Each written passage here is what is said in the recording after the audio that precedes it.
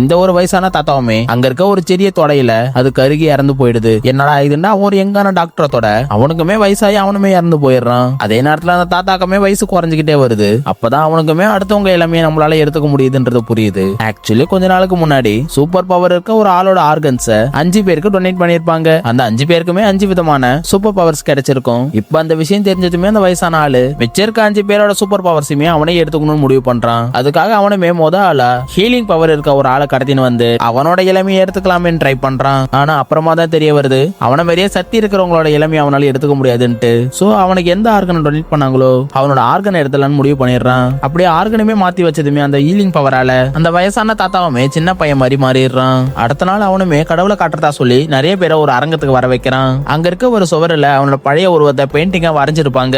அதை பார்த்து கடுப்பான அவனுமே வேகமா பறந்து போய் ஒரே பஞ்சில அந்த செவரைய உடைச்சிடுறான். அங்க இருக்க எல்லாருமே அதை பார்த்து பயந்துடுறாங்க.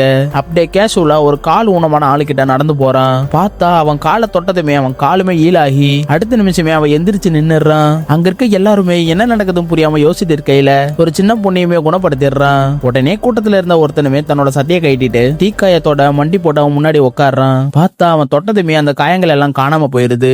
அதை பார்த்து ஆச்சரியப்பட்ட மக்களுமே அவன் எதிர்பார்த்த மாதிரி அவனை கடவுளா வழிபட ஆரம்பிக்கிறாங்க.